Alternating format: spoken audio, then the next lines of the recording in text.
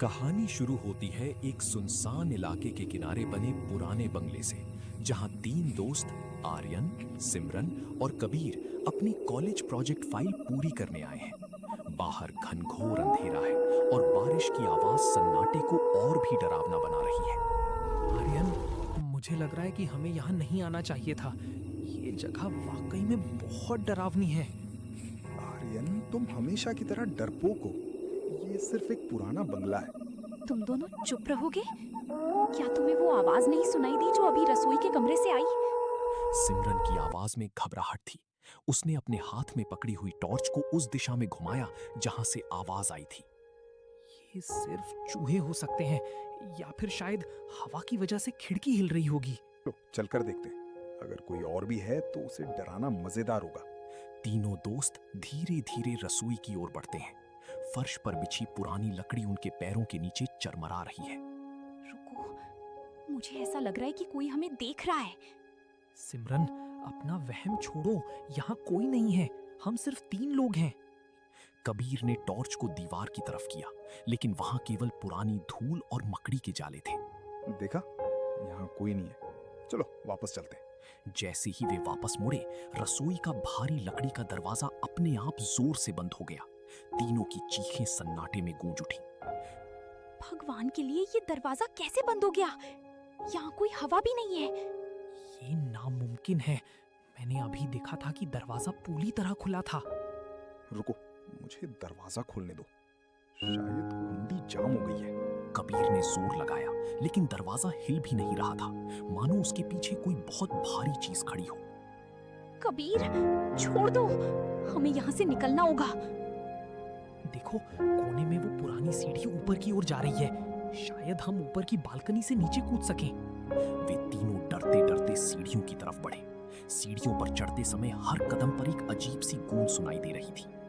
मुझे ऐसा महसूस हो रहा है कि तापमान अचानक गिर गया है। मेरी सांसें जम रही हैं। हाँ, मेरे हाथों में भी झुंझुनी हो रही है। यहाँ बहुत ठंड है। देखो, वहां ऊपर एक कमरा है। उसका दरवाजा आधा खुला है और अंदर से नीली रोशनी आ रही है। वे दबे पांव कमरे के करीब पहुंचे। कमरे के अंदर का दृश्य देखकर उनके होश उड़ गए। वहां एक पुराना आईना रखा था, जिसमें 3 परछाइयां नहीं बल्कि 4 दिखाई दे रही थी। आर्यन, आईने में देखो, हम 3 हैं, लेकिन चौथी परछाई कौन है? मुझे पीछे मुड़कर देखने से डर लग रहा है।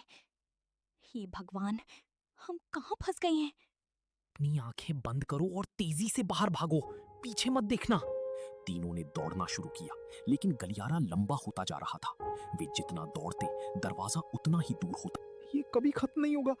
हम एक भूल भुलैया में फंस गए। देखो, वो चौथी आकृति अब हमारे करीब आ रही है। उसका चेहरा दिखाई नहीं दे रहा है। हम सब एक दूसरे का हाथ पकड़ लो, अपनी आंखें बंद रखो और सिर्फ आगे बढ़ते रहो। जैसे ही उन्होंने एक दूसरे का हाथ पकड़ा, पूरा बंगला हिलने लगा। दीवारें जैसे पिघल रही थीं। मेरा हाथ छोड़ो, मुझे घुटन हो रही है। नहीं कबीर, हाथ मत छोड़ना। अगर तुमने हाथ छोड़ा तो हम सब खो जाएंगे। बस थोड़ा सा और। वो सामने मुख्य दरवाजा दिखाई दे रहा है। देखो, तीनों ने अपनी पूरी ताकत के साथ दौड़ लगाई और मुख्य दरवाजे को लात मारकर खोल दिया। वे सीधे बाहर बारिश में गिरे। हम बाहर आ गए, हम जिंदा हैं। पीछे मुड़कर मत देखो, बस अपनी गाड़ी की ओर भागो। वे भागते हुए अपनी गाड़ी तक पहुंचे और अंदर बैठकर लॉक कर लिया। जब उन्होंने पीछे मुड़कर बंगले की तरफ देखा तो वहां कोई नहीं था। अब बंगला बिल्कुल शांत है, जैसे वहां कुछ हुआ ही ना हो। शायद हमें सच में ये प्रोजेक्ट छोड़ देना चाहिए। मैं अब दोबारा कभी इस शहर में वापस नहीं आने वाली। उन्होंने गाड़ी स्टार्ट की और वहां से निकल पड़े, लेकिन आईने में उन्होंने एक आखिरी बार देखा कि वो चौथी आकृति गाड़ी के पीछे ही बैठी थी। क्या तुम लोगों ने कुछ देखा? मुझे ऐसा लगा जैसे गाड़ी की पिछली सीट पर कोई बैठा है। आर्यन, गाड़ी चलाना जारी रखो, हम अभी रुक नहीं सकते। मेरी सीट बेल्ट अपने आप टाइट क्यों हो रही है? कोई मेरा गला दबा रहा है। गाड़ी का संतुलन बिगड़ गया और वो सड़क के किनारे एक पेड़ से जा टकराई। सन्नाटा फिर से छा गया। कबीर, सिमरन, क्या तुम लोग ठीक हो? कोई जवाब नहीं आया।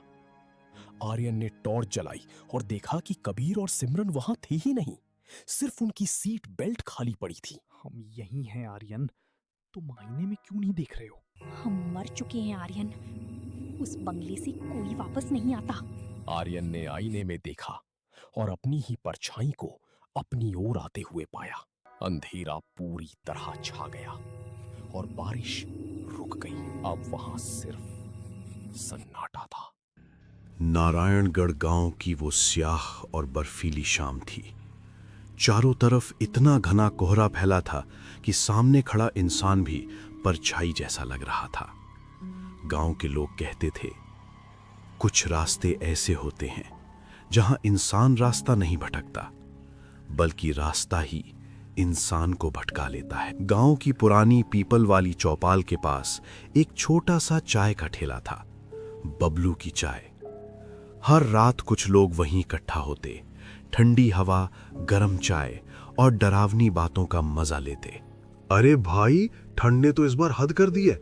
बबलू, जरा अदरक वाली चाय देना। ठंड से ज्यादा मजा तो तब आता है जब लाइट चली जाती है। और फिर हरिया काका अपनी भूत प्रेत वाली कहानी शुरू कर देते हैं। अरे मजाक मत कर, काका जो बताते हैं झूठ नहीं होता। तभी अचानक आसमान में जोरदार बिजली गिरी और उसी पल एक झुकी हुई बूढ़ी सी परछाई कोहरे के बीच से ठेले की तरफ बढ़ती दिखाई दी। लो, आ गए हरिया काका। कैसे हो बच्चों? आज फिर डर सुनने का मन है क्या? ठंडी हवा और तेज बारिश के बीच हरिया काका आकर ठेले के पास बैठ गए। सबकी निगाहें अब उन्हीं पर थीं। काका, आज कोई सच्चा किस्सा सुनाइए। तो सुनो, आज मैं तुम्हें अपनी जिंदगी का सबसे डरावना सच सुनाने वाला हूं। काका ने चाय का घूंट लिया, आसमान की तरफ देखा और बोलना शुरू किया। ये बात आज से करीब 25 साल पहले की है। मैं तब शहर में नौकरी करता था। उस रात घड़ी में 12 बज चुके थे और आखिरी बस निकल चुकी थी। तभी बस स्टॉप पर सिर्फ मैं था, बारिश, अंधेरा और सन्नाटा। भी उनकी नजर सड़क के उस पार गई।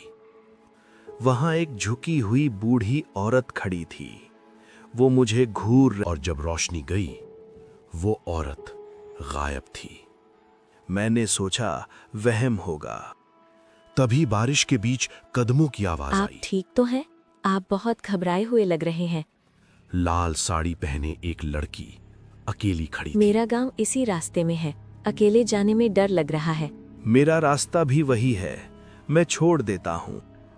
दोनों साथ चल पड़े, लेकिन कुछ ही दूर बाद हवा बदलने लगी। आपने सुना? हाँ, किसी के रोने की आवाज है। आज काली रात है साहब, इन रातों में यहाँ छलावा घूमता है। ये सब अंधविश्वास है। आप ऐसा इसलिए कह रहे हैं क्योंकि आपने उसे देखा नहीं। हाँ हाँ, क्योंकि मैं ही छलावा हूँ। इतना कहते ही लड़की गायब हो गई। अचानक पीछे से फिर वही आवाज। अरे साहब, आप तो डर गए। लेकिन इस बार वो लड़की नहीं थी। वहां खड़ी थी करीब 100 साल पुरानी, लाल आंखों वाली, टेढ़े शरीर की, डरावनी बूढ़ी औरत। तुम मेरे जाल में फंस चुके हो। हरिया काका पूरी ताकत से भागे। पीछे से उसकी हंसी गूंज रही। कोई भी यहाँ से बचकर नहीं जाता। कहानी खत्म होते ही चाय के ठेले पर सन्नाटा छा गया। काका, क्या ये सब सच था? मैं कभी झूठ नहीं बोलता। तो छलावा सच में होता है? हाँ, और वो इंसान बनकर आता है। और उसी पल अंधेरे में किसी और के लिए एक नया छलावा जाग चुका था।